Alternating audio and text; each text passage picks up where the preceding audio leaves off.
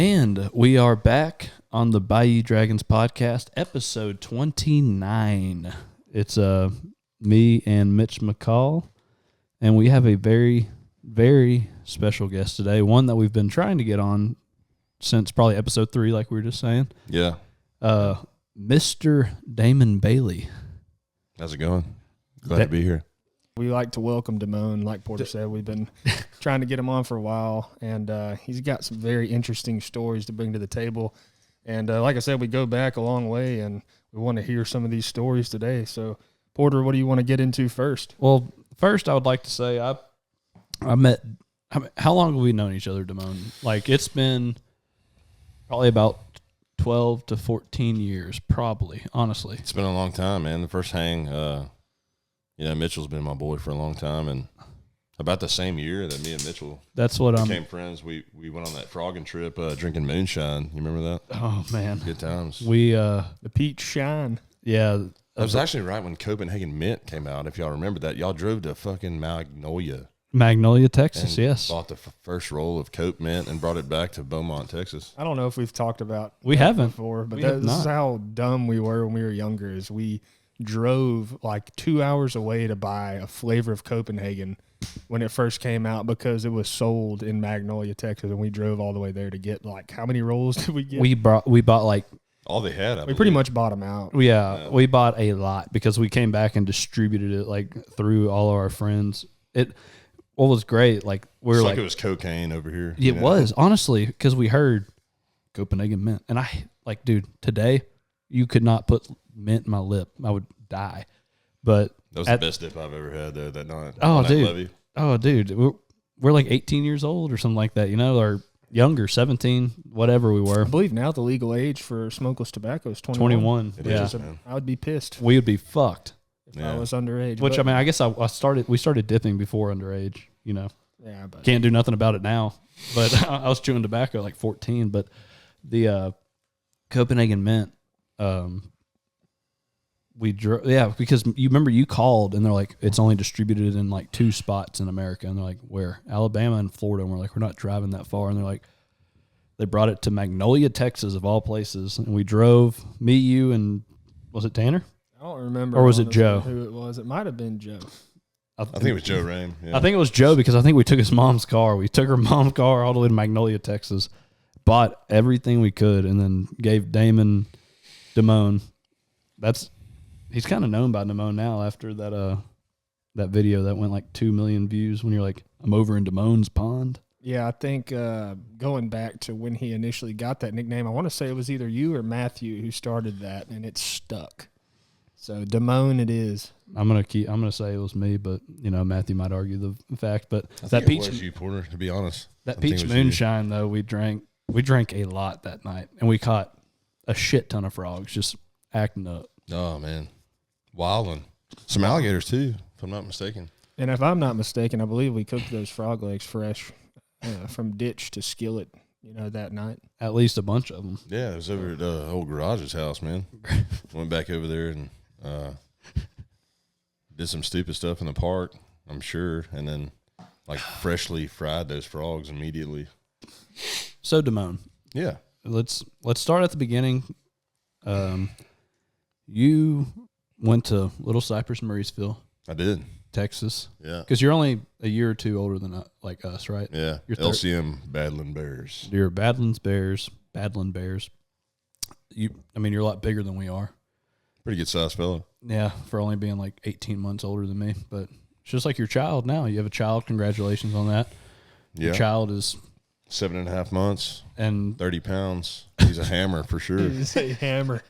Yeah, we need to just bring him in here and just show the camera like, this is the biggest baby I've ever seen. He resembles you, man, a lot. I live for that sucker, man. That's good. But so Damon, you graduated high school, right? Yeah, you did graduate high school, and then you basically went into being a star.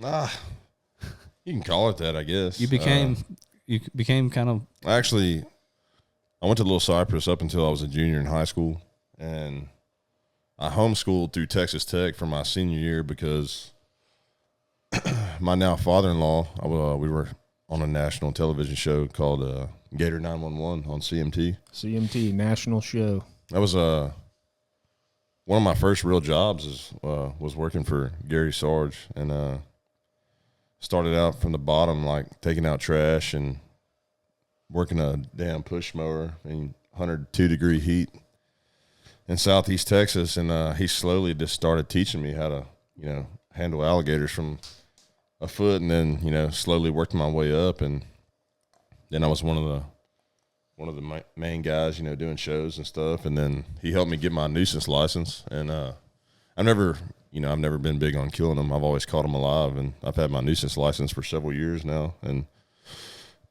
working for the sheriff's office, I do a lot with Parks and Wildlife, and I help those guys out, going to all these refineries because, they don't allow people to bring guns into the plant. So I'll go out and, catch them.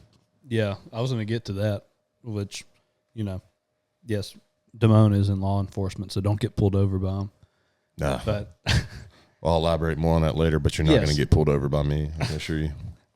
How was, the CMT, the spotlight, what did you do on the show? Because a lot of people are going to be like, oh, that's cool. A lot of people probably don't know exactly. So Damon was talking about working with Gary. He was working for Gator Country. They have a alligator park. They catch nuisance alligators, bring them back to the park alive, and it's kind of like a alligator zoo in a way. It's pretty much. I didn't elaborate very good. I apologize for the viewers, but Gator Country is located in Beaumont, Texas, off of Interstate 10, the most heavily traveled interstate in the United States, and it's a reptile theme park basically, and they have several species of crocodilians, alligators being the main one.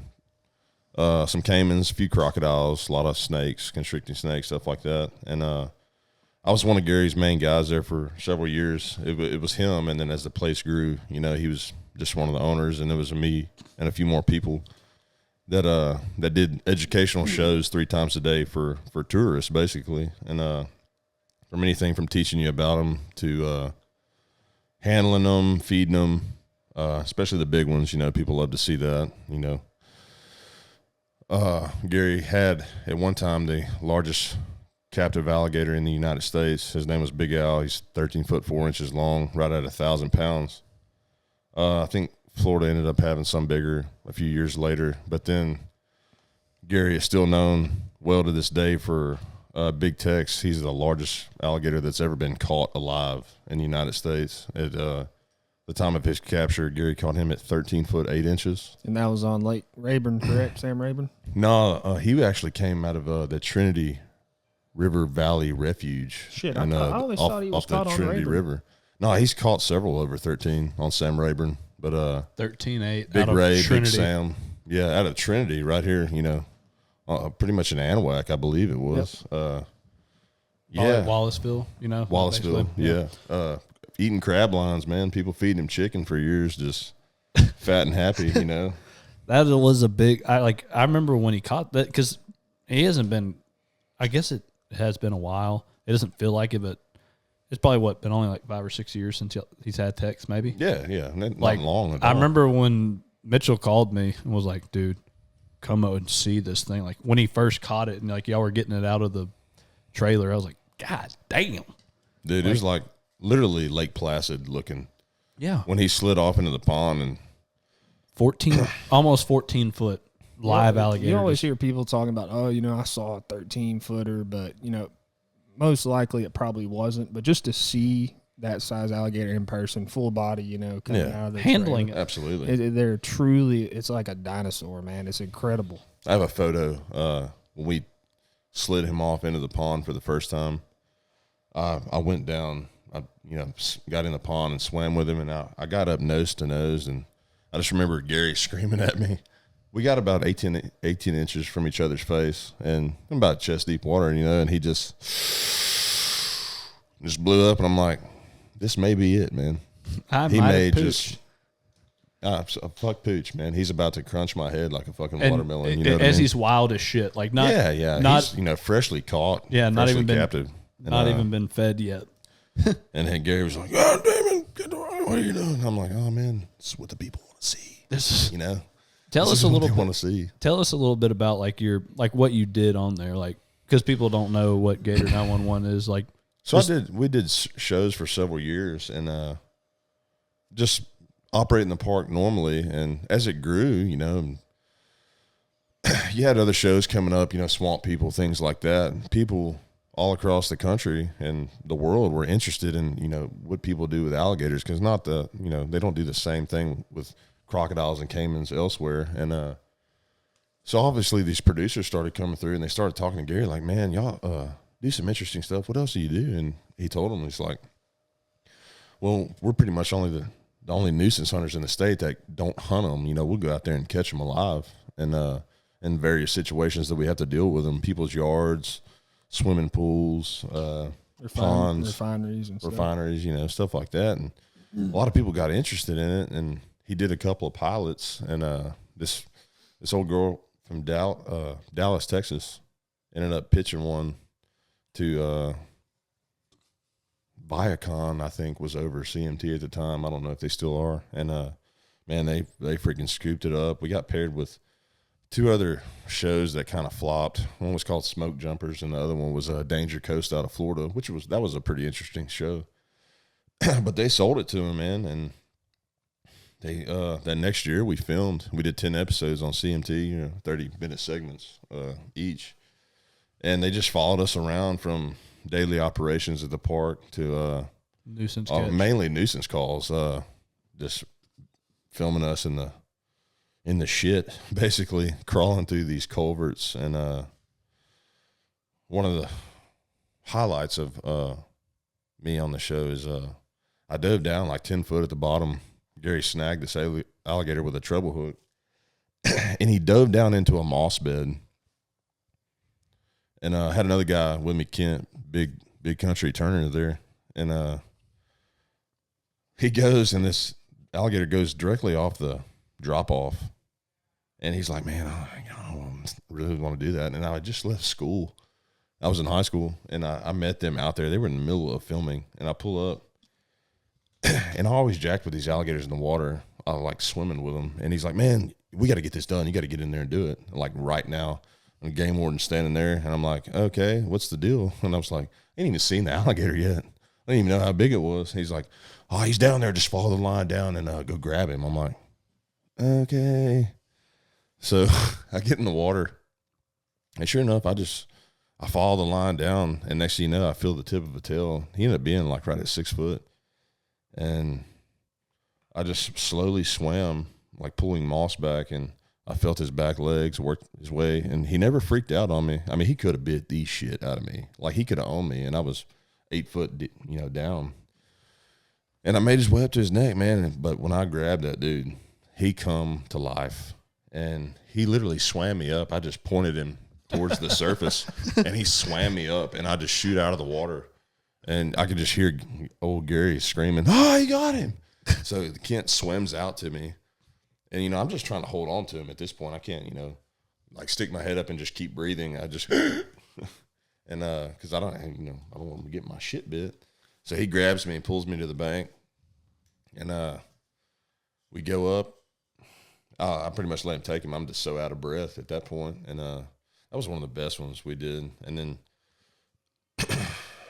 there's one in me and Gary caught it was almost a 10-foot alligator, fell down in a well, like a concrete well in the middle of a cattle ranch.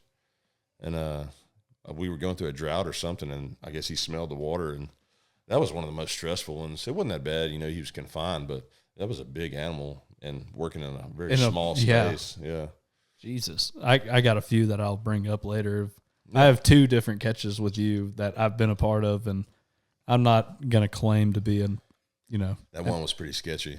If I'm not mistaken. Well, there's 2 of them. And what sucks is both of them were involuntarily, we were maybe a little buzzed because it happened like while we were hanging out. I will not confirm or deny that. But yeah, well, you can't. You're law enforcement. I get it, Yeah.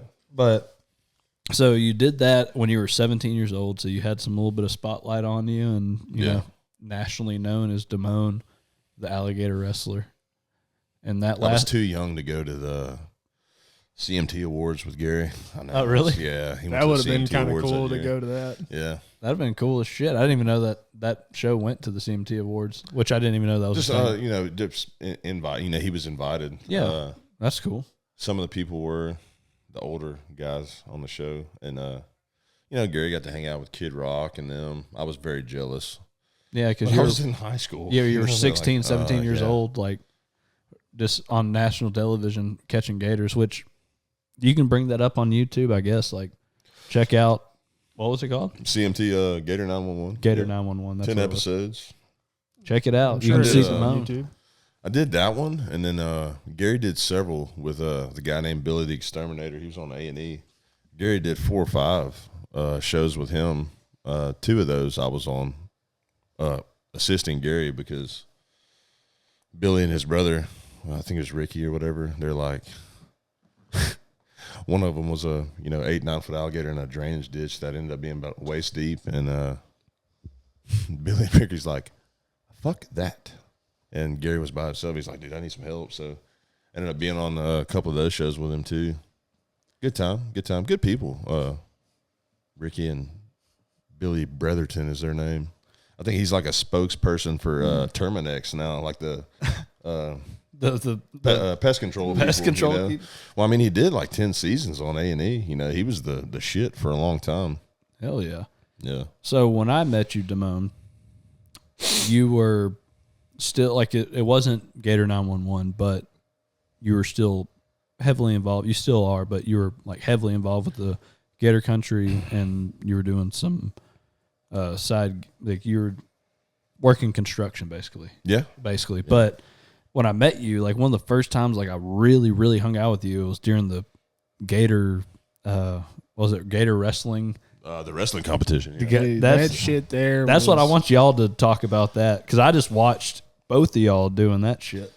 For anyone that wants to, doubt what kind of shit we've done in the past or whatever, Gator Country used to hold an annual competition, and basically, I really don't know how they got away with it, liability-wise.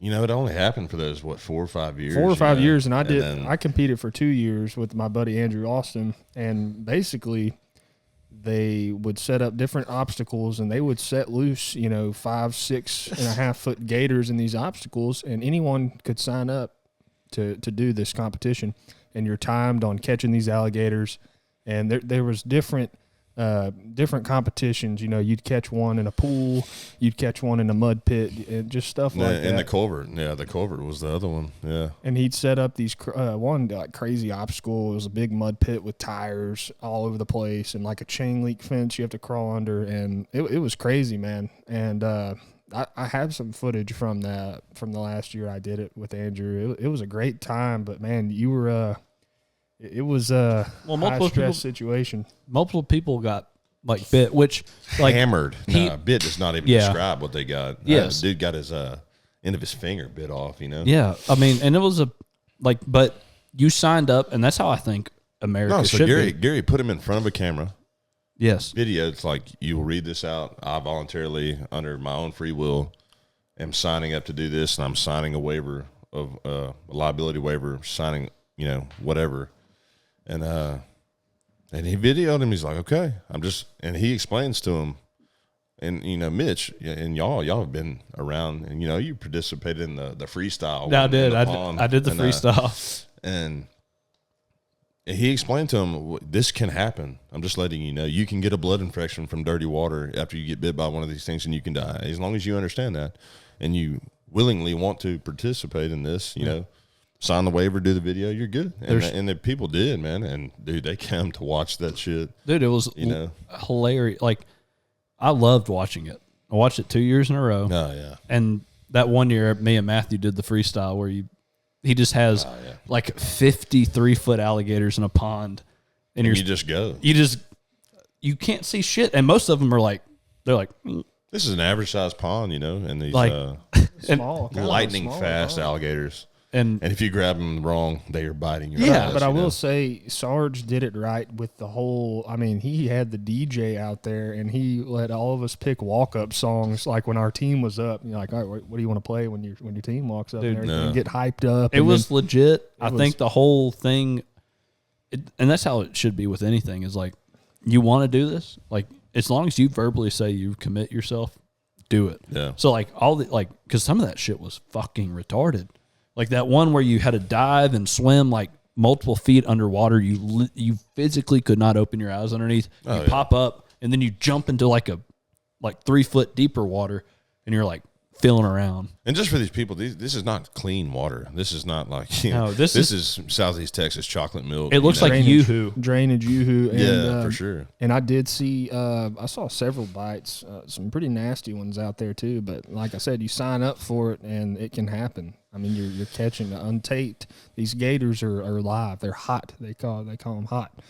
They ain't no tape on them, man. They'll get you. I watched many a bite, and like I got bit just about like, and like those 3-footers, they'll just bite you. It's like just barely puncture skin, you're fine. But like a 6-foot gator, people don't understand that. There were some probably bigger than most of our viewers.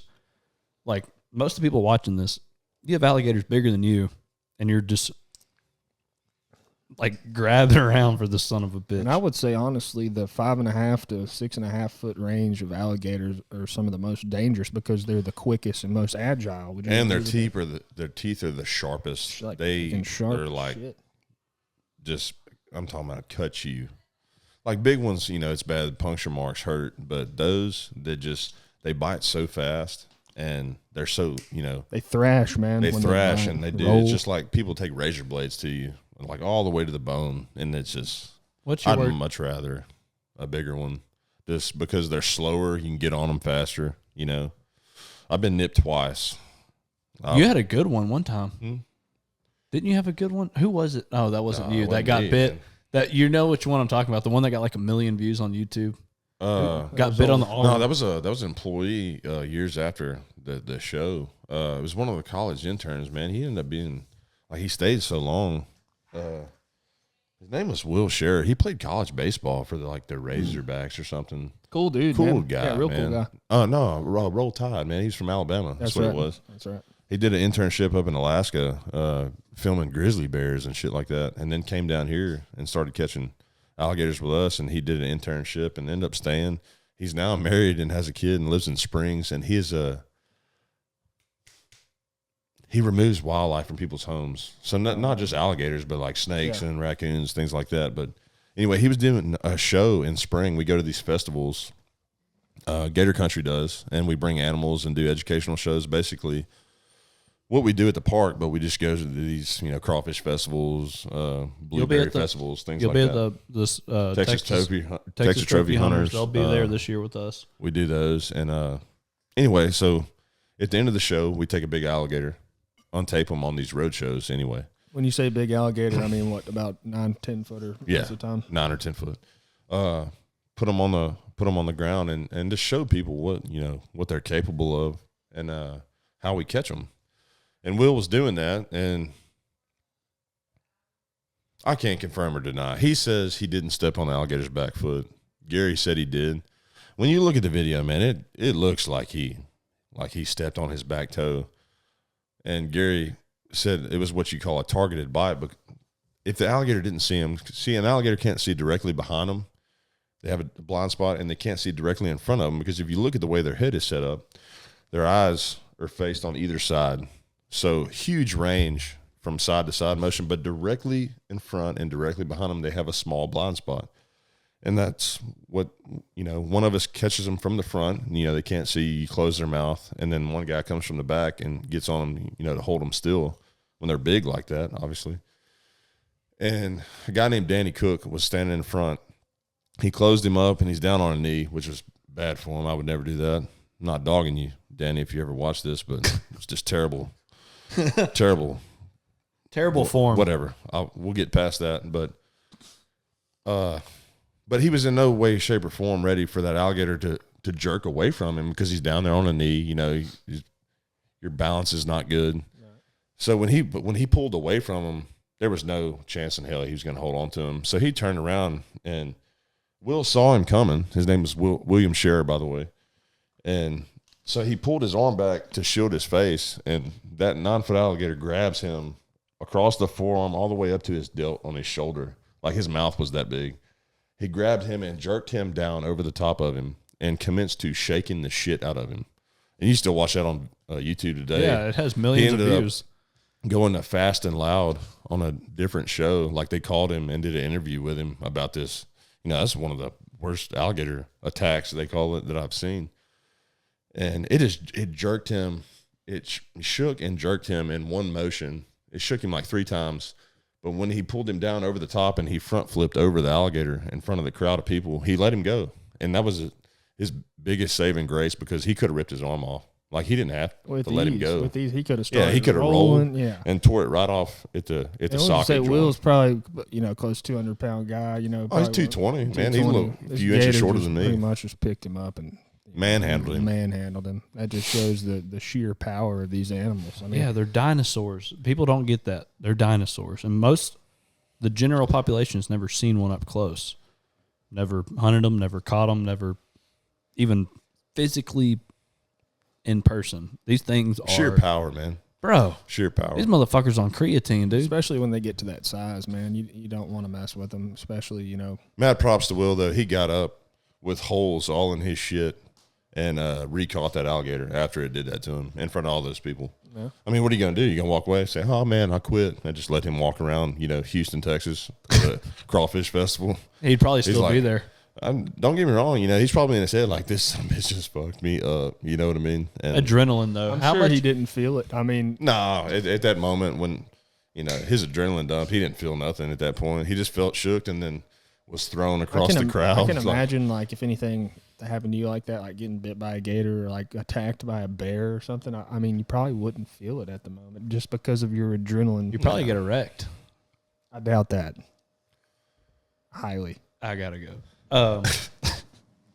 But yeah, no, that what you were doing on that show was definitely very dangerous, and a lot of people. And the thing is, and to tell everybody, TV is not cracked up like it's they're like, oh my God, I wish I would be a TV star, and you really don't, because after you just catch a 8.5-foot alligator in a culvert, half submerged in the water, and which yes. At that moment, I would be erect and stuff like that, because it's just like, this gets me off, adrenaline, Yeah.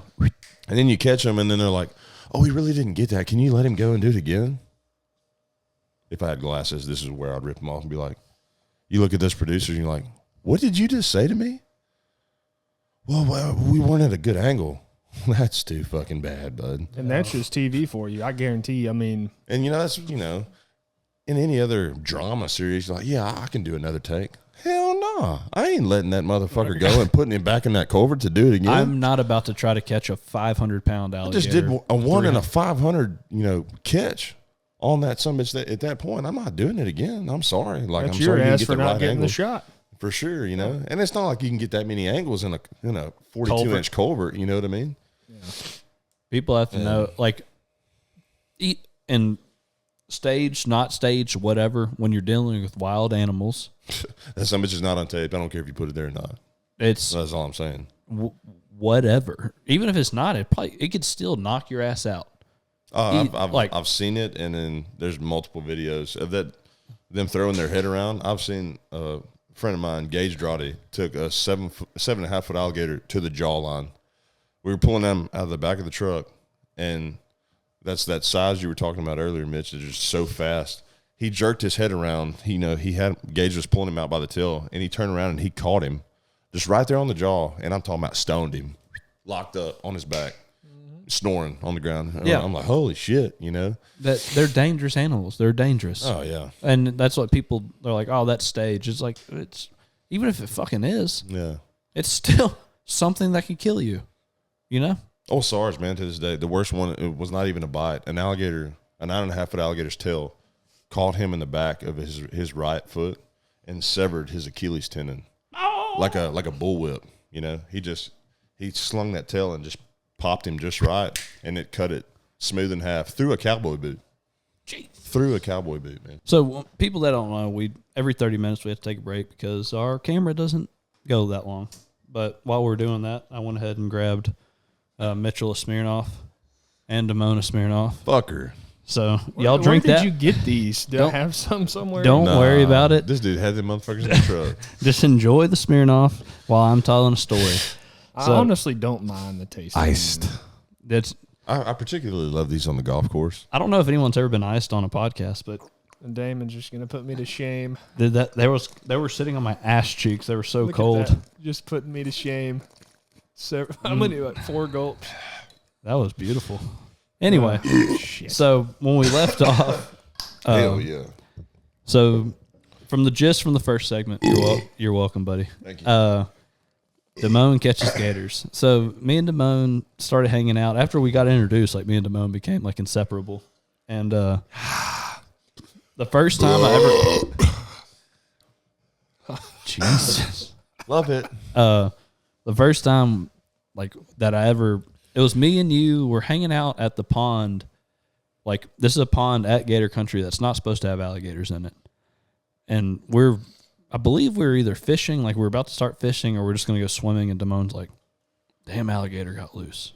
I was like, how big? He's like, oh, it's only like 9.5 foot. And I was like, okay. That was a good one. I remember that. No, it was almost 10 foot. It was like a good gator. And you were like, look, you gave me a surf rod and you said, hook him with a treble. I'm going to go in and I'm going to grab him, bring him up. You jump on top of him after I've already secured him because you were making sure that your boy was safe. But I, like, first try, I hooked him, and I hooked him perfect, and Damon just dives in. This is like the first time I've seen it in person, like someone getting in the water on a wild as fuck gator. I've seen y'all do it in the park and stuff like that, but I was like, this gator is just in a very open area, and the only thing that's holding him, I had him like the right leg with a treble hook, and I'm sitting there, and Damon just goes underwater. And then he comes up and like grabs this gator, and it starts just doing the roll. No, yeah. And he has him by the head, and he's like, grab him by the tail, like as he's pulling him up. So I jump in the back, and I grab this damn thing by the tail, and it's just beating the fuck out of me. Like, I'm trying to keep him from hitting the back of Damon's head or whatever, because that's what people don't realize. Like, if it would have hit Damon, it could be a bad situation. Oh, we were in the danger zone for sure. We were in the danger zone. Especially when you're in the water, you're in their territory. Yeah. That's not yours. And it was pretty deep water. Like, I forgot about that one, man. That was like the first one. And then the second one was when it was me, you, and drunk Swamp Seeker. Yes. And Mitchell. Were you for the one in the parking lot? Yes, I was. Yes, because remember there was a photo taken. Your ex-old lady and Callie were on their way back. Yeah. And they're like, oh my God, there's an alligator in the driveway. Like a 10-foot alligator. Has Swamp Seeker been on the podcast yet? Yes. He's been like 2 or 3 times. Oh, good. So everybody knows who he is. Yeah. So Andrew Austin, he's been on here multiple times. This dude pulls up, or the girls pull up and they tell us, and that dude was so buzzed. We look up and he's just gone. It's like Roadrunner. He just a flash you see out the door. And I'm like, I look at Mitch and Porter. I'm like, oh, hell no. That somebody's about to go jump on him by himself. So we haul ass out there. And this dude, I mean, he ain't no joke. He's 8.5, and he is, excuse my French, he is fucking pissed. And he's on dry ground. Yes. Like, no water. He's dry. I'm talking about prime NFL, back, whatever you call that grass, just pristine, freshly cut. And he just like Bermuda, yes. And he's just yoked up and he's ready. Like and luckily we get there in time. Swamp Seeker has not jumped on him. Andrew Austin has not jumped on him yet. And I'm like, hold on, man. And he just, and it is what it is. He's just way too small to jump on that alligator, Especially drunk. And at that point in time where he was at, he was not prepared to handle something like that. And to be honest with you, I probably wasn't there either, and none of us were. But I circled him, and I don't know if y'all remember, that dude spun on me 4 or 5 times, and I thought I'd finally got to where I had him, and I'd close him up, and he would just shake. He would rip out of my hands and try to catch me. Like he would pull away and then try to come back and grab me on my hands. And I want to know how you finish the story because I'm going to tell people the real story. Go ahead. Huh? No, I really don't remember how we ended up on him though. Do you not? Did we rope him? No. You frontal caught this thing like 4 times, and you would grab him because you've been this size since you were like what 12. So you grabbed this motherfucker by the mouth, like closed up, and he would shake out, and you'd get mad at him. Like he wasn't supposed to do that. Then I started like slapping and bitch slapping. Yeah, well, that's how we caught him. You bitch slapped an 8.5-foot alligator, and I was like, I don't ever want to mess with you because you grabbed him and he would shake, and you would do a proper frontal grab underneath the jaw, clench, and he would shake out of your hand, and then you literally just said screw all that, and you went like from the top. You closed his mouth, grabbed him, and then you jumped on him. And then we all grabbed him. We all walked him. But, like, it was so funny because he was like, and you were pissed at that time, and you just went, nah, bro.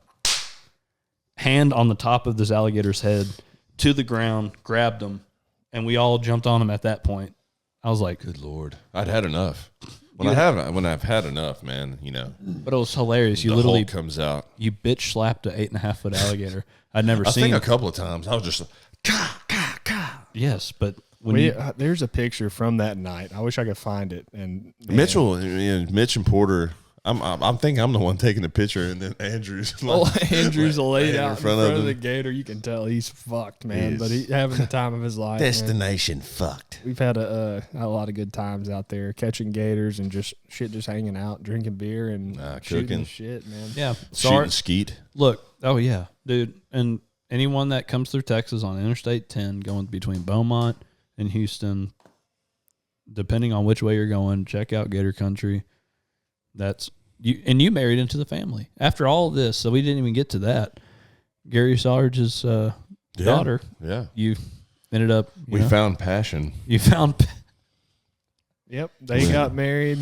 They have a beautiful boy, 6 months of age, and 72 pounds, and y'all.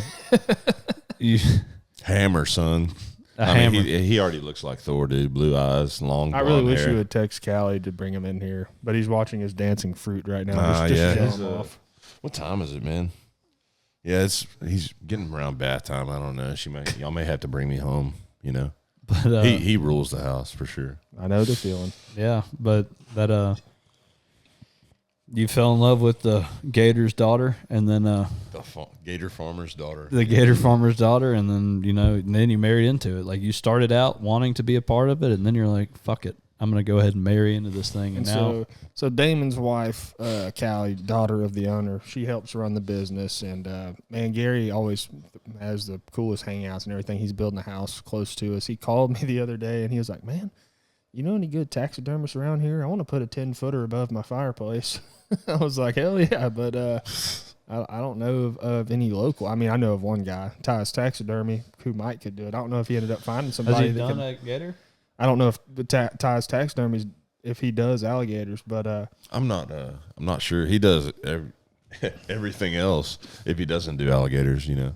If not, I would go with who did that 13-8 in Mark's house. Casey's house, I guess. And I told Gary the name of that taxidermist. Yeah. It's Shepherd's Taxidermy out of Llano. Yeah. That guy did a damn good job. He did.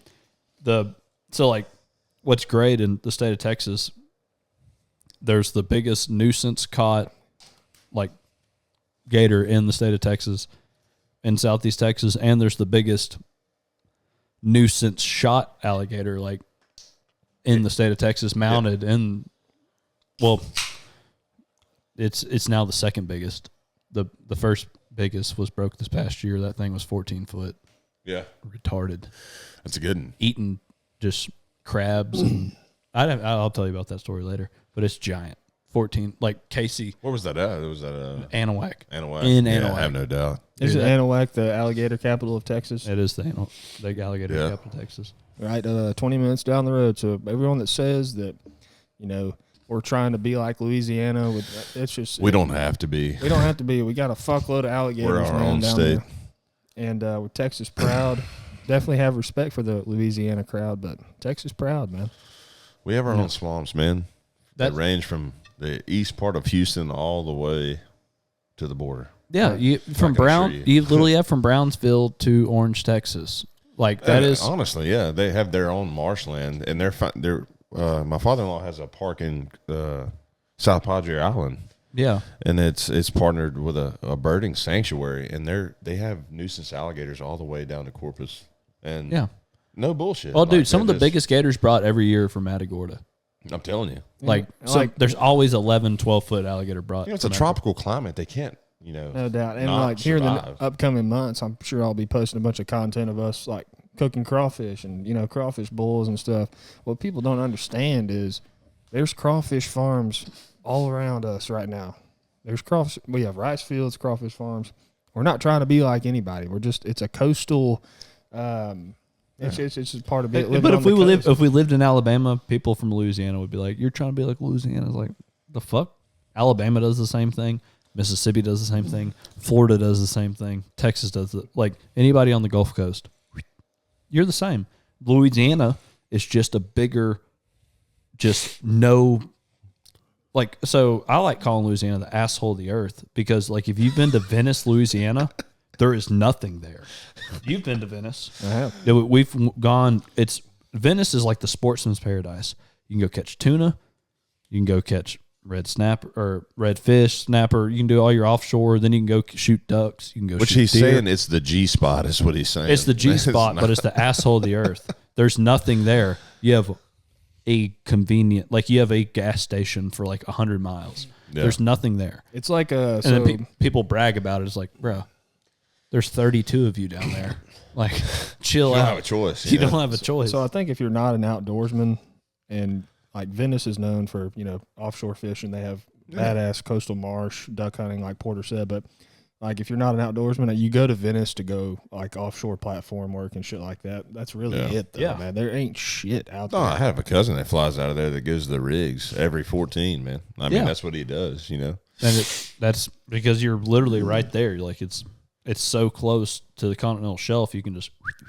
But as far as, people talking about us trying to be like Louisiana, we're not, dude. We were raised doing this on this side of the state line. You know what I mean? Well, we have the same stuff that they do. We're not trying to be like them. We just do it our own way. Well, we share the same. We literally share the same bayous, like Taylor's Bayou and all that shit. Is the Sabine River? We share it. If I drive, that's the line. Toledo Bend, 45 minutes, 35, 40 minutes in that range to the east. I'm in Louisiana. We're right there. What do you mean? We're gambling. We're putting it all on black, baby. Yeah, in 30 minutes, I'm throwing it all on black. My grandparents, my grandma and my grandpa on my mom's side were separated, a long time ago. And my grandma lived on Hemp Hill, the Texas side of Toledo Bend, and my grandpa lived in Pirates Cove on the Louisiana side. That's right there. I got the best of both worlds, crappie fishing with him and then bass fishing with her. Growing up, it was the highlights of my life before catching alligators and bad guys and all that other good stuff. So that's what we're going to go into next. So, because I kind of want to skip the whole. I never like talking about anything that relates to anything that I do for work, like refinery, plant life, all that shit. Yeah. I do it. I live it. I don't want to talk about it. That shit fucking sucks. We skip you had multiple years of where you busted your ass to make shit money. And now, you started actually working at the correctional facility in Jefferson County. I did. What is it called? No, it's a prison, huh? I thought it was called whatever. It is the county jail. It's right next to that place you're talking about. Oh, Minnie Rogers or whatever. My official hire date was June 6th of 2016 with the Jefferson County Sheriff's Office. And I was hired into the correctional division when I was hired. And what age were you at this time? I was 24. 24. When I started my career. Same size. It's roughly the same size. I got a few more pounds on me now, a little bit more muscle tone. But I come from a background of law enforcement. My dad worked in the Orange County Sheriff's Office. My great uncle, God rest his soul, Khalees Blanchard, was a longtime employee of the Sheriff's Office I work for now. He finished his career with the Jefferson County District Attorney's Office before retiring and moving to Dallas with to be closer to his daughter and stuff. And Hired in there at 24. Didn't take me long, man. I kind of moved up the ladder without being ranked. I did my job. I did it well. Large person, could handle situations better than other people by command, presence, things like that. We're going to go into some of those, but keep finishing what you're saying.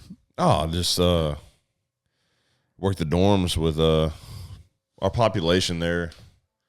I'm still employed with the sheriff's office, but I'm on law enforcement side now. But our population in the jail normally carried about 12 to 1,400 inmates, and at any given time. And where you were, and like, let me be like, correct me if I'm wrong, but it was like the second or third like big deal for like prison in Texas, right?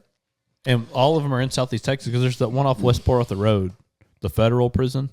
Like that's the big one. We have a lot in this county, so there's 3 state prisons right there. What you were talking about on 3514, not far from Enterprise. Yeah, that one's the state prison. So yeah, you have a Styles unit, which most of that is what they call SHU or maximum security. That's your bad guys. And then you have the LeBlanc unit, which is just your moderate criminals, burglaries and things like that. And then you have the GIS unit, which is mainly your drug people, controlled substance possession, drug addicts, things like that, doing time for narcotics and that sort of thing. And which one did you work?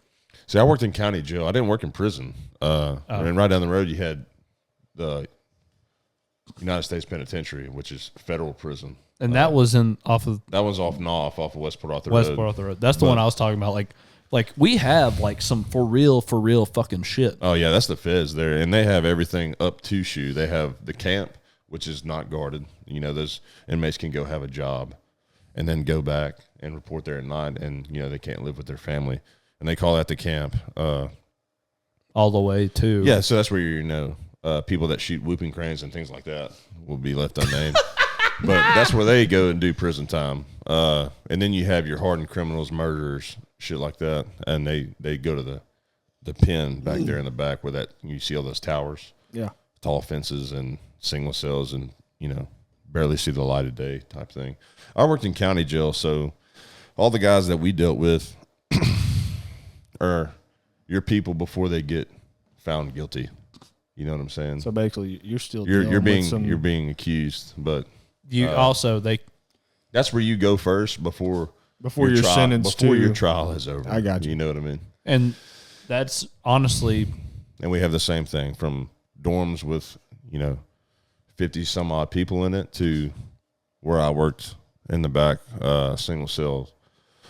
And you said 1,200 people though at a time. Yeah. So, but what people like take this? This is before they do they could be anywhere from didn't pay speeding tickets to killed 13 white people. collar crimes, man, for not paying child support to killing 30 people.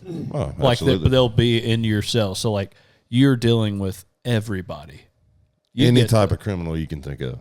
You got them. Now, you always hear all these stories about, correctional officers working in the jails and everything. Do you ever, get into any altercations with any inmates, anything like that? My 3rd month employed with the county jail, I broke my left hand. Please elaborate. Yeah, elaborate. Because I know the story because you called me right after because we're on the same shift. I was on my way to the hospital probably. So I came off training. You have 6 weeks training as a correctional officer where you're with an FTO and you learn to do things from working the dorms to max, whatever. Learn how to count inmates because every shift they have to do a count of the facility to make sure one has not escaped. Yeah. You know what I'm saying? So this happens at the beginning and the end of every 8-hour shift. Everybody racks up what they call it, and then you count your inmates. So I worked the regular dorms for a couple of months after I came off training. I freaking hated it. It's so boring. Literally, in law enforcement, I respect the fact that I worked there first before I went to the, wearing a badge, being a street cop thing. for the fact of, for 2 years, I walked in there and slammed the door behind me that deadbolted with a guy, a half a mile away from me, unlocking the door by button, and that's the only way to get in there. You know what I mean? And being locked in there with those 54 inmates for 8 to a 16-hour shift, if you had to work a double, to be locked in there with those animals. And not calling them animals, I mean, you're innocent until you're proven guilty, but and crazy motherfuckers in there. Do you really think they're there for no reason? Right. They may be innocent for that one, but I mean, and everybody can feel how they want to about me saying that, but and I'm gonna back you up. Like, after all this, there's one story that I'm gonna bring up. Yeah. So I did the regular dorm working thing, and then they either put me in maximum security after I was a seasoned officer, and they put me in maximum security, or they put me in bookend. Basically, I had to deal with shit either way. Just either it was salted or unsalted type thing when it was fed to me. I could be back there with those animals, and I don't care what everybody says. Back there in the back, they were animals for sure. I dealt with anything from child rapists, murderers, rapists, aggravated robbers, whatever you can think of. Some of them mentally ill. This had to deal with them for 8 to 16 hours a day. Working bookend wasn't far off. If somebody would come in not intoxicated, it was fine. But 50% of the people coming into county jail, they're coming to jail because they are that way, because they're not in their right mind. And whether it be PCP or cocaine or heroin or alcohol is a big one. Guys coming in for DWI or PI, just drunk out of their mind. Aggressive. And I ain't done anything to them, but I'm here to intake them, and you're doing a job, man. For 12 months, dude, I fought for a living. That's what I did. Literally 8 to 16 hours a day, multiple fights a day. That's what I did. Because there was multiple times. So Damon, where I work still to this day, was literally next door to Damon.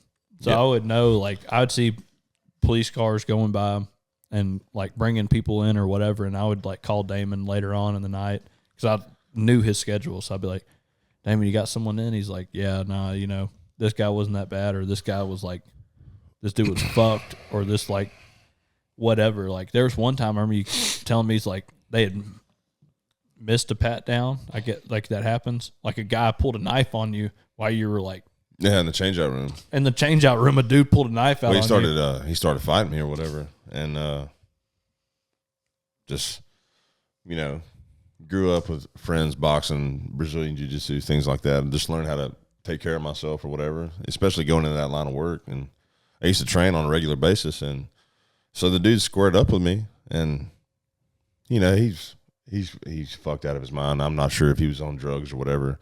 But he throws a crazy punch at me, so I grab his arm, and I chicken wing him and put him up against the wall, and I grab him by the front of his ankle, and I scoop him, and I put him down on his face.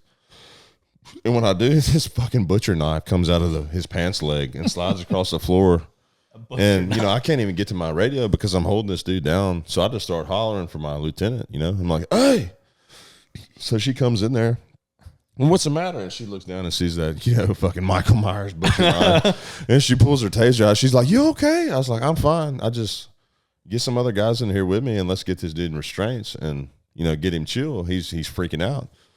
And Lieutenant, I'll leave her unnamed, but she was one of my best supervisors back there, and she's kind of come under some scrutiny for excessive force and things like that. And she's an older black lady, but she handles her shit, and she took care of her like you got to handle your shit, you know what I mean? You're working in that. Well, that's situation. where she cussed that Port Arthur PD cop up and down that she let him in the facility with a fucking deadly weapon. You know what I mean?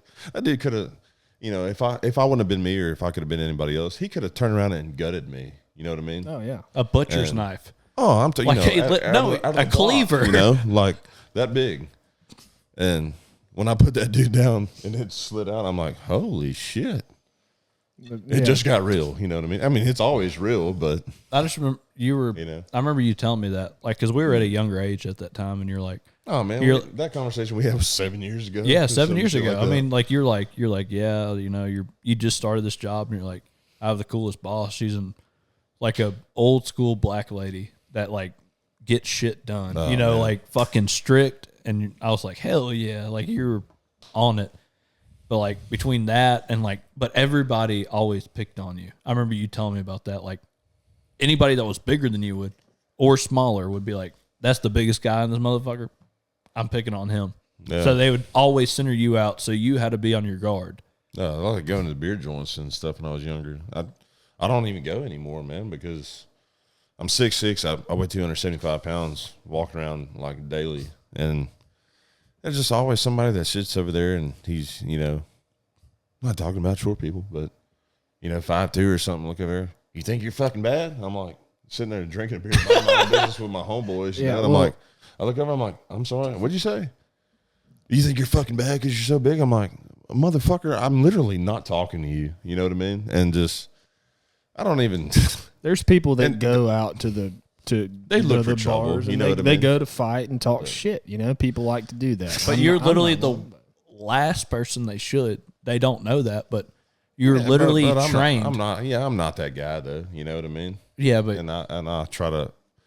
You're trained to contain people. Yes, like you can contain a drunk small person with ease. Yeah, that's what I. Unless he's like fucking George St. Pierre. Unless he may whoop my ass or something. Unless he's like Daniel Armator, like some shit like that, you know. But I'm not looking for it. It's like, do I go out and tell everybody what I do for a living on a daily basis? Like, what do you do? I'm like, I just, some people that do this job do it for the wrong reasons.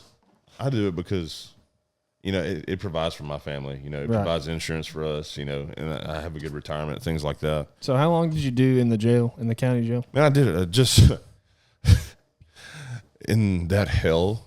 And like I said, again, I'll praise correctional officers to this day for what they have to do. But at first, I was like, man, I could do this for a living. And then a year into it, I already broke my hand and like literally fighting for a living. I'm like, dude, there's no way. My mental health can deal with having to do this for 30 some odd years. I said, there's no way. And I told her, my wife, I said, I think I'm going to go through the academy and do this. And I got to get out of here. I can't be locked in the cage with these people every day because I'm slowly just dying. My personality and shit, you change. You know what I mean? Just literally fucking fighting every single day. If not fighting, what people don't get. Look out, Don. That was coming. That was podcast. I was making sure that we were good on time. You were, y'all. What they don't get is like you have to go and clean up whatever they do, like whatever happens. Like there's not like a janitor service. Like I remember this one dude you told me about. I'll leave his name out. I know exactly who you're talking about. He's actually back too. Is he? So there was a dude that would. Like they would have to clean his cell before he ate his own shit. He'd feed on it. No, he would put his own turds on the wall. Yeah, it's like a duck. And he would put his own poop on the wall and he would eat it. Like he would save it for dessert. Or he would use it as hair gel. So this dude would until we shaved his head. Damon, I remember that. Yeah. I used to talk to Damon almost nightly because I'd be like, just figuring out what he had done. He's like, we had to shave this dude's head. We had enough at that point. Yeah. We got with our supervisors. I'm like, he'd poop in his hands and rub it through his hair. I'm not hosing this guy down. Obviously, anymore. that guy was probably mentally unstable, I would assume, huh? Or he was just he had smoked so much crack, synthetic and everything. It just fucking fries your brain cells. And he wasn't always like that, but just over time, just whatever little high they can get, that's what they go do. I tell you what, man, if we have any younger viewers, that just goes to show what drugs can do to you, man. They go to doing drugs, you end up shitting on yourself and wiping it all up. Don't do drugs, you throw your life away, man. And that's, hunt and fish and do what we do, you know what I mean? That's what you need to do. All right, kid. So basically, long story short, don't do drugs. Indeed. drugs lead to, you rubbing poop in your hair or, throwing it at correctional officers like Damon. And then it's not advised. You don't want to do that. Bad day. So, Damon, you did the correctional officer for a few years. Yes, sir. And then you graduated, basically. You graduated. Yeah, the sheriff's office actually sponsored me to go through the academy. They let me still work in the jail full time and go to night school. And it took me 9 months to complete the academy and become a licensed peace officer in the state of Texas. And whenever that happened in 2018, they picked up my commission and moved me to law enforcement side, where I first worked as a bailiff in the courthouse, which is actually very interesting. It's something most sheriff deputies do towards the end of their career. They work in the courtroom, and but to be in there for several months and watch trials go on, murder trials, things like that, it's very interesting to watch and be a part of that. And it gets a little hairy sometimes. Sometimes people don't want to hear that they're about to spend 99 years in prison. And they have outbursts and shit like that. That's where you're coming. Yeah, the bailiffs. We have to come in. This ain't no Judge Judy shit. Nah, this ain't bullshit like that. This is real talk. I mean, the person of interest at the time can't be in restraints because the jury will feel, biased seeing them restrained. So whenever the jury sees them, they're not in restraints or anything like that. They're just, a normal person. A normal person in a suit or whatever. But they're still incarcerated, but we're there. But during the trial, they're not restrained or anything like that. Sometimes, like bad trials, one guy, he's actually came back appealing his conviction. We have what you call a Nova belt, which we put on them underneath their clothes, and it goes skin to skin. It has metal prods on it, pretty much like a cattle prod, if you know what a cattle prod is. But the leather belt goes around, and it has a hasp on it, and you put a fucking little padlock and everything, and they know, like, hey, if you fucking get out of line, we're tasing the fuck out of you. And there's nothing they can do. But yeah, and that's mainly a deterrent. It hardly ever have to be used, but when somebody hears that they're going to be put to death, sometimes they have freakouts or whatever. But I did that for a couple months, and then they pulled me over to patrol, and then I was a patrolman for a couple of years with the sheriff's office, and I worked I just worked as a B cop, worked in my districts. Jefferson County is cut into 3 districts, and we normally work 2 per district. And sometimes you get in some shit, and just knowing that your nearest backup can be 15 to 20 minutes away, because Jefferson County is 1,000 square miles. It's big. It's not like working at a Beaumont PD where you have a unit 2 blocks away from you that can be there within a couple of seconds. It doesn't work that way here. If you're somebody's on vacation or something, sometimes you'll have 4 or 5 people working, and somebody's coming from 50 miles away. It's like, so if you're fighting somebody, it's like, hey, I'll be there in a minute. Yeah, let me deter this person. And we've had a person on here before, Captain Ryan Warhola, that guides fishing trips and used to be in the police department. Y'all can go back and check out. We've had multiple podcasts with him.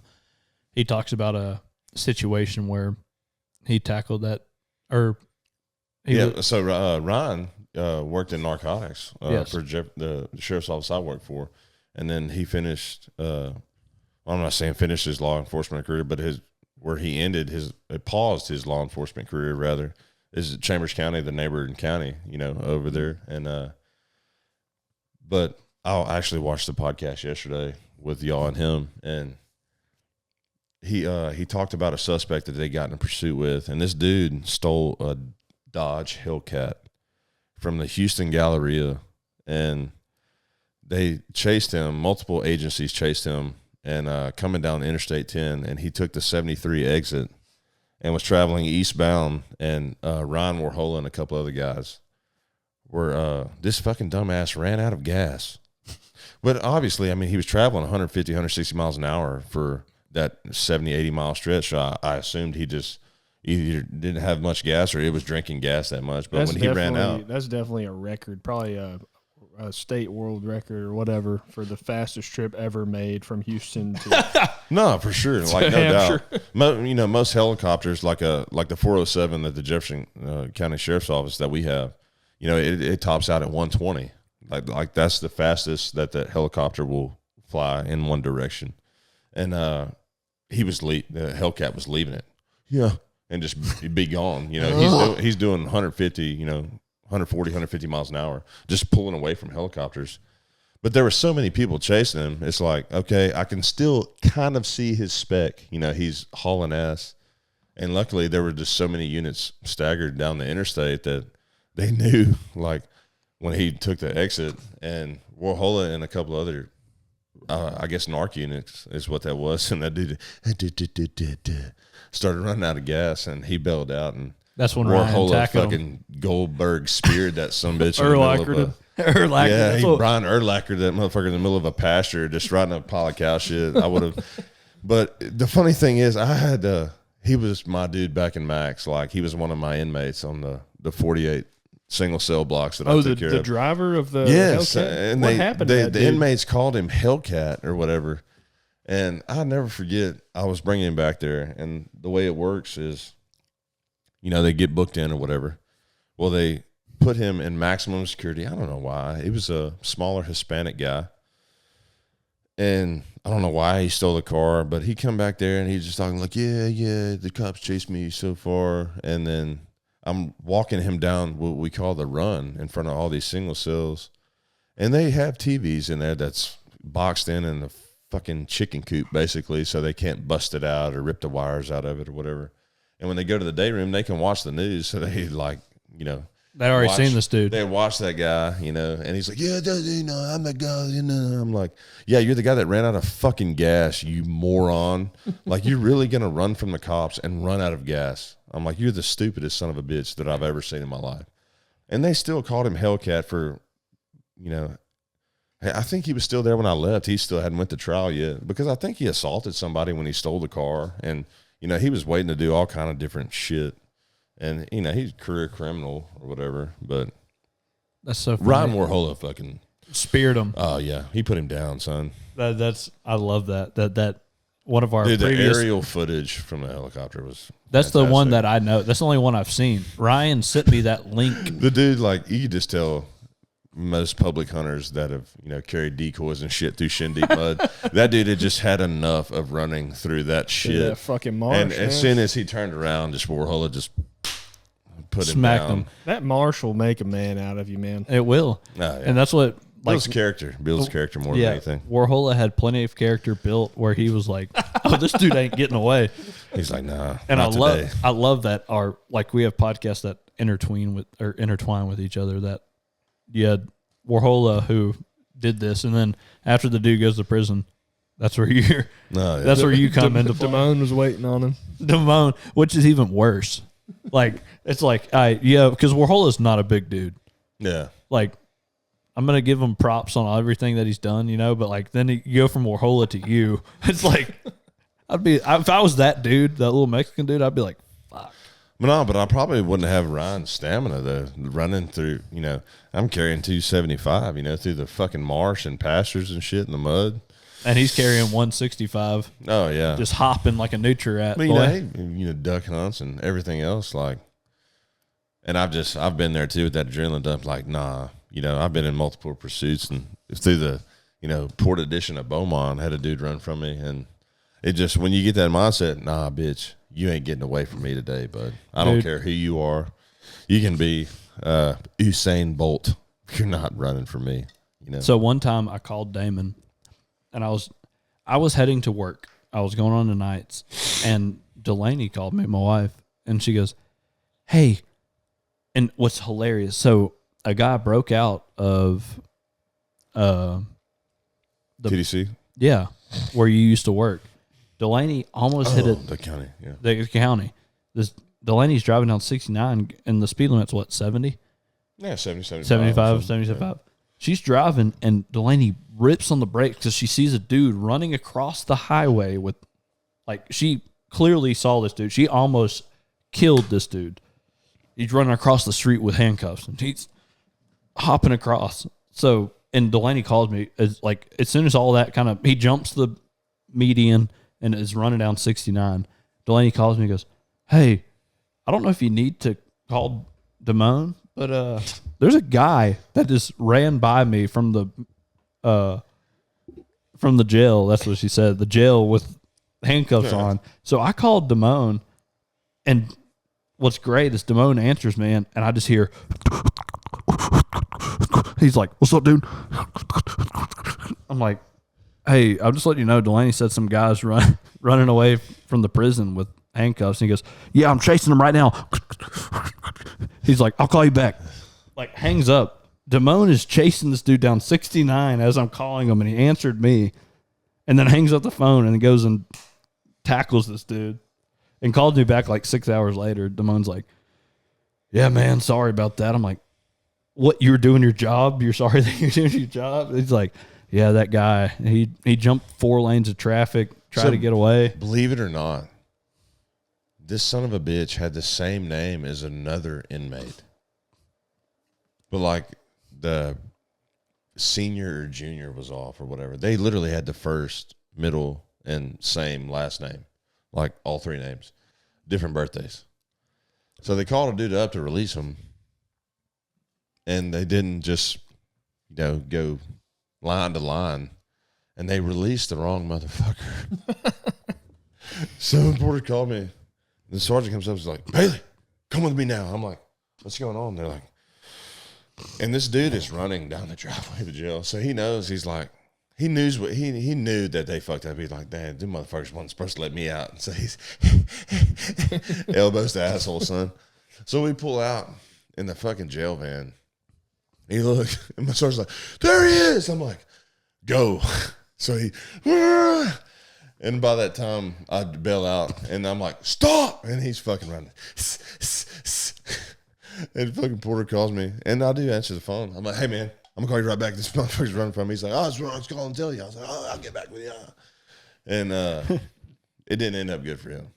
That was Delaney, I was like, "Delaney, you could have helped, you would have helped them out if you would have just gone ahead and, not killed the guy, but if you would have just stopped him, Just give him a little bumper kiss. Just give him a bumper kiss." But Delaney slammed on her brakes in the middle of 69 and goes, "There's a guy in orange running across the highway." And I called Damon, and Damon's literally in mid-stroke running after this dude answers me, which I was like, this is probably not legal, but that's hilarious. So Damon hangs up the phone with me, and I called Delaney back. I said, "Don't worry, Damon's on the job." Yeah. Because that was when Delaney was still in college, so she was heading home from Lamar or something. It was one of those situations. But it was so funny that I called you, and you literally answer and go, "Yeah, I'm on his ass right now." It's just crazy. I mean, it happens more than people know. It just freak things, But that was one of the funniest. I was like, "There's no way I would have."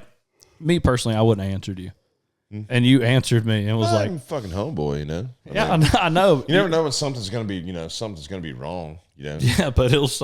I was calling to tell you about an escaped inmate, and you're about to. You're literally probably 10 steps behind them. I'm about to have them. That's some good times, man. Good times on patrol. I'm basically kind of still on patrol now, but I've been transferred to Livestock division. That's what I wanted to get into next. So you've graduated. You've graduated from dealing with humans to dealing with cows, basically. Yeah. Cattle and ranchers. Occasionally have to deal with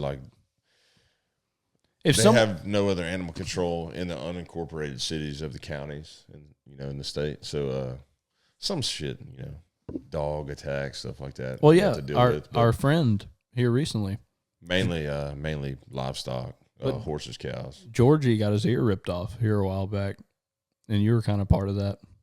That was y'all's friend. I didn't know that. Man. Well, we went to school with the young man, good guy. R.I.P. your ear. Yeah, I don't know what happened with that. That is the most gruesome thing since I've been in livestock, which obviously, being a patrolman, I've seen crashes, deaths, things like that are just horrible. But as far as, him being okay, the most gruesome thing that I've ever seen, For those of y'all don't know what we're talking about, this guy who's friends with Porter and Mitch got between his dog and another dog in the middle of a dog fight, and this pit bull just annihilated, just grabbed a hold of his left ear. Was it his left ear? I think it was.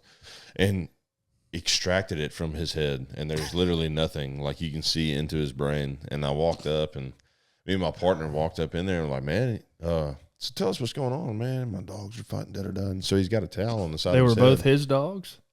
One was his mom's dog, and then his dog was the pit. Was the one. So his dog ripped his own ear off, and it didn't mean to bite him. You know what I mean? It's just one of those freak accidents. He didn't want his dog to hurt his mom's little dog. Yeah.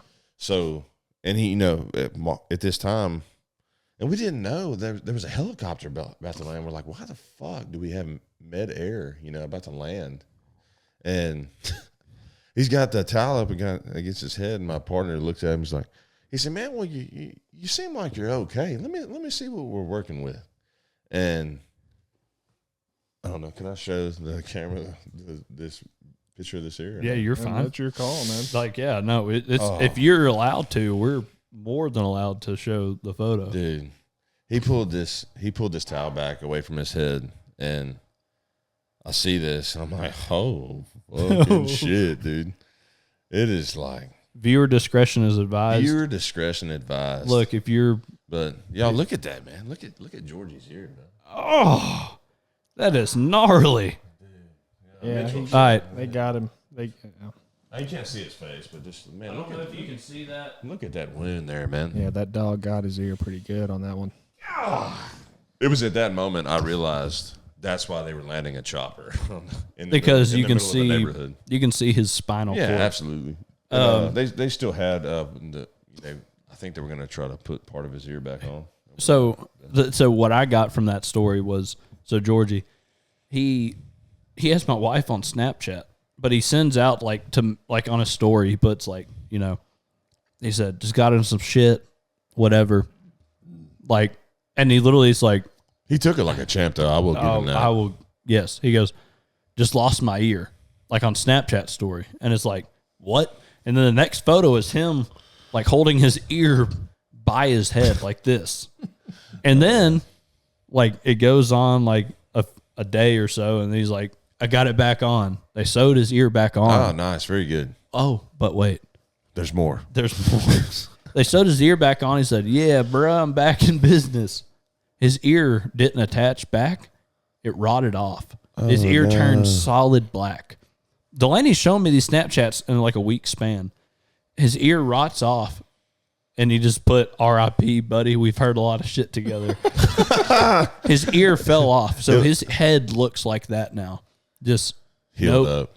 It's healed up, but he has no ear now. Nah, man, builds character. That's character. Yeah. I mean, at the end of the day, that's a story right there. That's a story, and that's character. For sure. Hey, when a girl comes up to you, she ain't checking out your ears anyway, so it don't make it shit, man. I mean, but who really gives a shit about an ear, you know? No, but that's so, like, Delaney was like, did you see Georgie's Snapchat? I was like, I don't have Georgie on Snapchat. She's like, he lost his ear. I was like, what? That was like, that was fucking intense. You know? And I called Damon right off the rip, and I was like, Damon, you hear about this? He's like, I was on the scene. I was like, oof. I was like, how bad was it? He's like, bro, that was the gnarliest shit I've seen. And it was fucking intense, man. And I know we can't go into other shit, but you were like, the guy at the courthouse showed you some more detailed shit.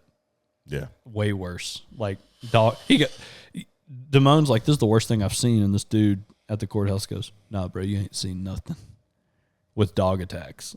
And yeah, that shit can get bad. I would assume you hear all these stories of dog attacks and. No, I mean I can, you know, I don't have any pictures of that or anything, but dude, like this nasty fella in the city of Beaumont, you know, we go into another crime of bestiality and shit like that, and everybody's like, oh my God, I don't want to hear that, but that shit happens on a daily basis. And this dude had this little dog, and Chihuahua. Yeah, I guess he wasn't all that popular with the ladies or whatever, and so he takes peanut butter and he smears it all over his shit, all over his crotch. Yes, and well, on the top of that, he fucking pounds a fucking hot rail H in his veins. So he just goes into la la land, passes out, wakes up, and his shit's gone. Yeah, like the dog ate his shaft and scrotum just clean off. Yes, sir. It's just a meaty, bloody smear or whatever. And oh my God, Damon called. So he called. I looked at this shit in the book. I was talking with Beaumont Animal Control. We have to deal with those people sometimes. Man. And I'm not gonna say any names, or whatever. But I tell him about this ear thing, and he's like, "Oh man, that ain't shit, dude. You want to see my book?" And I was like, "Your book?" He's like, "Yeah, we have a book of dangerous dogs." I was like dog attacks? He's like, "Well, the worst one I have is really not a dog attack. I mean, he really kind of did it to himself." Self-induced, extra crunchy Jif. Dude, he opened that book, and I looked at him. I'm like, "What in these shit?" He's like, "Oh yeah, man." He's like, "Dude, heroin addict or whatever." And that's another good example of the drugs aren't worth it, guys. Man, I mean, you can lose your shaft, scrotum. Don't do hard drugs. I mean, people don't do hard drugs. Dog may you can smoke shit off without you even know it. Most states, it's legal to smoke weed. You can smoke weed. You're fine. You're not going to let a dog eat your dick off. But I wasn't going to go there. But it's a Chihuahua at that. You wouldn't think he'd be capable of taking the whole thing off. Just eat it, dude. I called Damon and was asking. And the dude kept the dog. Oh, that dog would have been put down. I would have been eating him like some fucking. He is a eunuch for the rest of his life. God, dude, have you ever heard that on a podcast? I mean, what do you do at that point if you're that dude? He when he came to, obviously he didn't feel right, and shit. So he called 911, and then that's the story he told the paramedics. So they're like, "We need to call cops." So the police department got there. They're like, "We need to call animal control." And the little dog's just sitting there at the corner, bloody and peanut butter. Full belly, tough shaft. Full belly. But, that guy, man, say one day he gets clean, he's no longer doing drugs. What does he do with his life now that he is just bare crotch? He may be able to go on podcasts like this, and talk about his experience. I kind of want to ask him, be like, "So, sir, look, I don't want to know about your heroin addiction, but how's it feel not having a shaft? Getting eaten off by Chihuahua." I mean, that's a story for sure. Oh my God. That could be we should do 15-minute podcast where we just have people. He should write a book. That dude should write a book, and it'd be a short story. I'm sure Jif Peanut Butter would probably sponsor him. You're so good, your dog will eat it. So good, your dog will eat it. Oh my God, dude. That was the most recent. Y'all cannot believe me or whatever. That is a true story. No names will be named. No pictures will be shown. But God, that happened to a person. I just want everybody to know that. God. You think that it's like just something they make bullshit TV shows, movies out of, but no, that really happened. Yeah, shit happens in the world, man, that it's unimaginable what shit actually goes on. And people like me and Mitchell, we don't deal with that. We'll never deal with that kind of thing. And you have witnessed some gruesome, and I respect you. That's why we're super pro law enforcement, military, back the blue, everything. Back everybody, y'all, we back everybody. Yeah, everybody, school teachers, whatever. Y'all deal with any type of public servant. Your military, your law enforcement, your teachers, your hospital, medical staff, and stuff like that. Y'all deal with shit. People don't realize what these people go through. And I'm not just talking about cops or military. I'm talking about educators nowadays in schools, doctors and nurses in the hospitals and stuff like that. You don't realize what they have to deal with on a daily basis. The drug pandemic and everything else that they have to deal with, mental health pandemic, what it does to people's home life, people who are in this profession, what they bring home, what they have to deal with throughout the day, and not telling, you're wondering why their loved ones are like, "Why are you, being so quiet this evening?" Well, you don't know what they went through. You know what I mean? Yeah, I just watched the guy's dick get bit off by a Chihuahua. You know, for sure. And and they don't want to talk about it, And I just want to tell everybody that is, if they just want to sit there, just be there for them. You know what I mean? Yep, that's all they can do is just support them and be there for them. Yeah, the shit they see, your troopers daily crashes, like daily fatalities on a regular basis. You see, on the way to fucking Houston earlier, I saw a car that had caught fire. Yeah. On the way to Houston, there was fire trucks, ambulances. Them people see, just gnarly shit probably on the daily basis. People burnt to death or, pulling people out of cars and shit like that. Well, y'all saw the one last week, the racing incident coming from Houston towards there, and it happened right there in Winnie. You saw that? I didn't. It was 4 or 5 cars, and they were racing each other, doing 140 plus. Well, one of them lost control, and everybody's sharing it or whatever, and the dude rolled his car 3 times. For what, man? For what? Thrill, Yeah. Is he alive? No. Oh, well, there you go. So don't drive fast also. Look, the Bayou Dragons, don't do heroin and don't drive fast, please. Don't do that. So, but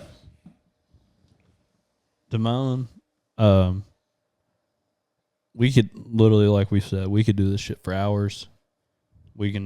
And we're going to have you back on. We're definitely having Damon back on. We're having Damon. We're going to have Damon part 2.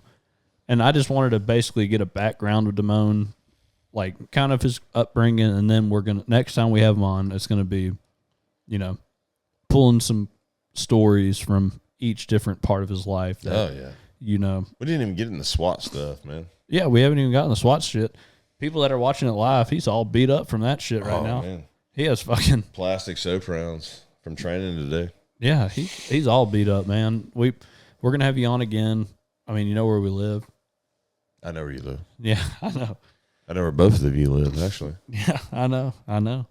And but it's time though. I have a baby. Yeah, you have a baby. Down, Mitchell has a baby.